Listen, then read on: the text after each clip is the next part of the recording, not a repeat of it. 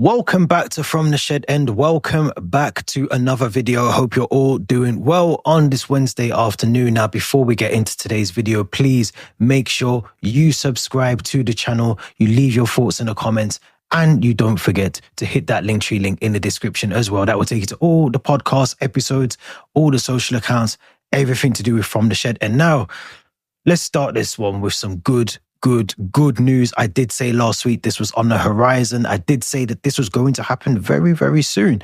Josh Acheampong today has been confirmed by David Ornstein, and Athletic has signed a new deal with Chelsea.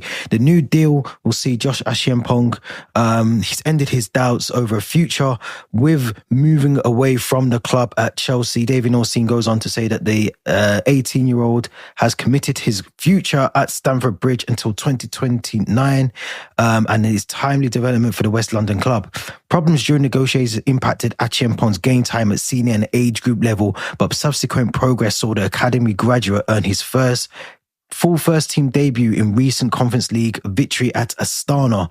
Acheampong is now training with head coach Enzo Maresca's squad on a daily basis and has a good chance to start again when Shamrock Rovers visits in the same competition on Thursday. Now, this is really good news. As I said last week, Reece James out, Malo Gusto, yes, okay, but we've got Josh Acheampong.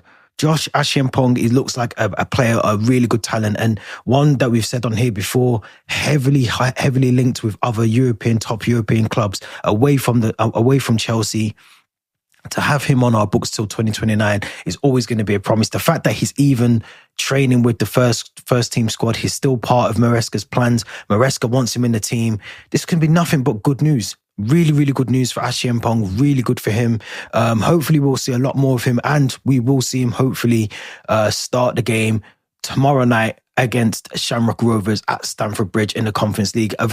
Another glorified friendly, but we are here for the glorified friendlies, and it is the Conference League. So really good news there to start on a high, but unfortunately I have to bring it back down to a low. Now, yesterday or even Monday evening, the news broke very late. We broke it on our own channel From the Shed End on our Twitter account. A lot of sources were also saying that Mudryk had failed a doping drug test. Now, this is a really serious matter in terms of professional sportsmanship. The fact that he's failed, his A sample has come back positive for a banned substance in sport. Now, obviously, for those that don't know, a banned substance could mean anything from performance-enhancing drugs, or it could be recreational. It could be, weed, cocaine, other drugs, or whatever. But whatever it is, it's banned within sports. And unfortunately, Mudryk has shown up in one of his samples. These are randomly given. These are random tests that the players have to go through all the time. And unfortunately, one of Mudryk's samples, which I think was conducted in October. Now, you do normally have to wait 30 days for the results of those earlier testing that was done earlier this year. That came back, I believe, the back end of November. So if you think back to the last performance, I think possibly may have been Panathinaikos. I might be wrong. Might have been Heidenheim in the Conference League. But, we got to see some really good spells within Mudryk. We thought he was on the way back. He was almost feeling like he was part of a squad. We thought he was going to be showcasing what he could do for Maresca this season. But obviously he hasn't featured since that game in the Conference League a couple of weeks ago. We've been told by Maresca in the press that this is due to an illness, but I would now believe that this is more so to do with the fact that Chelsea were aware that this news was going to break very heavily in the Chelsea fan base. But Philip Booking yesterday provided a slight update on the report. Now, it says here that Mudryk is among Chelsea's most expensive signings, a player who once represented the club's ambitious direction in travel in the post-Roman Abramovich era.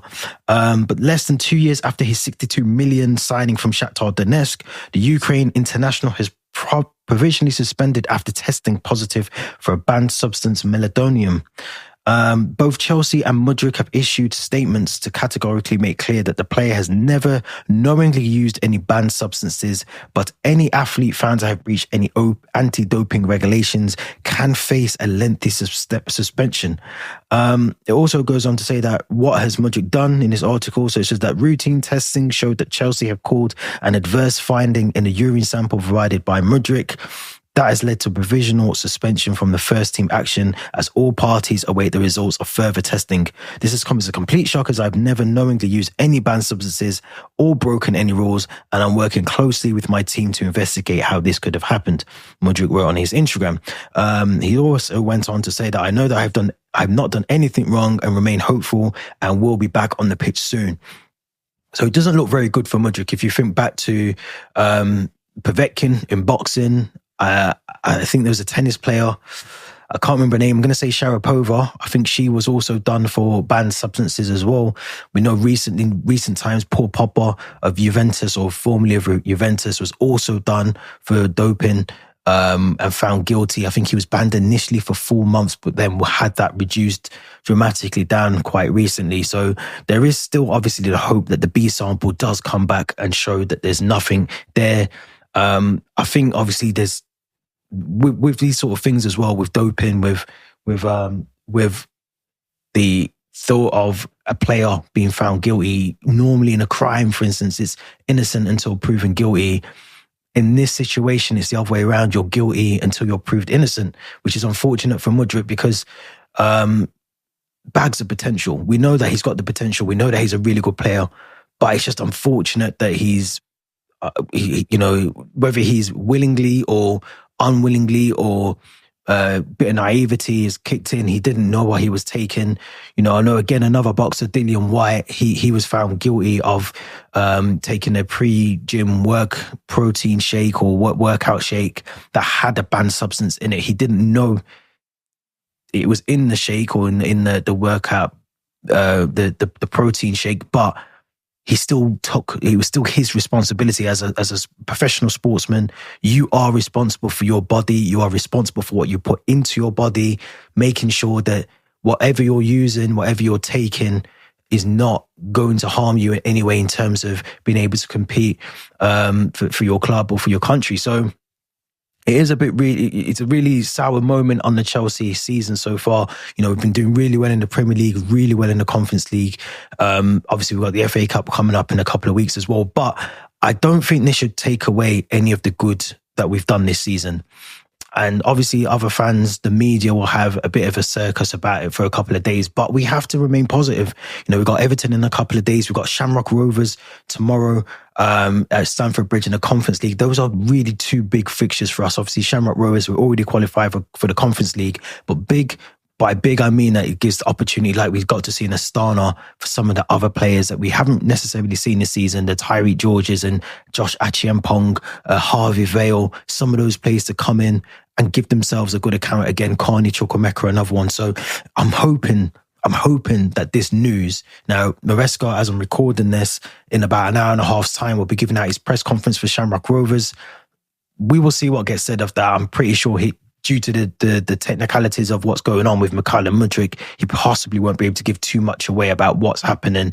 The club probably don't know as much as anyone else either in terms of waiting for the B sample to come back to hopefully provide a negative response to that. But if it does show as a positive, then ultimately, there is a question mark around what did the club do in terms of, did they terminate his contract? I guess the ban will determine that, whether it's a short-term ban, if it's a 4-year ban, are the club willing to allow him to stay on the books for 4 years? I believe Mudryk's on around £90,000 to £100,000 a week. So there is a lot of money to fork out for a player that won't be playing for the club for 4 years.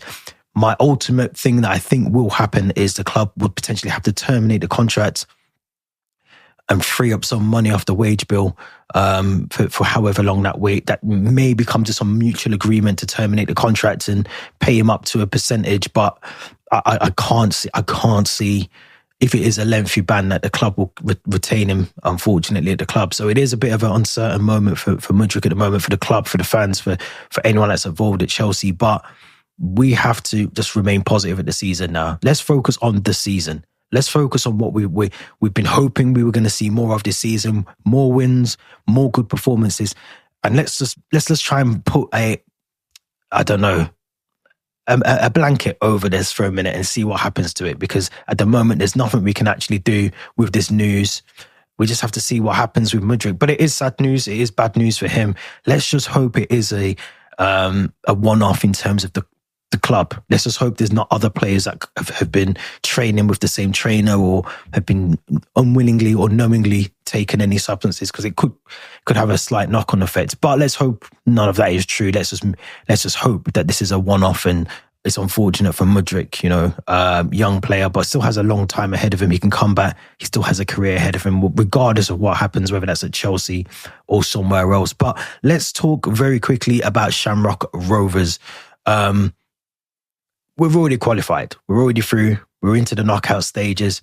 I would expect to see a very similar lineup. There's not much we can talk about in terms of the game, the performance. We should win that game. Really good news. I think it's really important that the news about Josh Acheampong has come out today before the game. That will give us an opportunity to definitely use him. He played really well against Astana.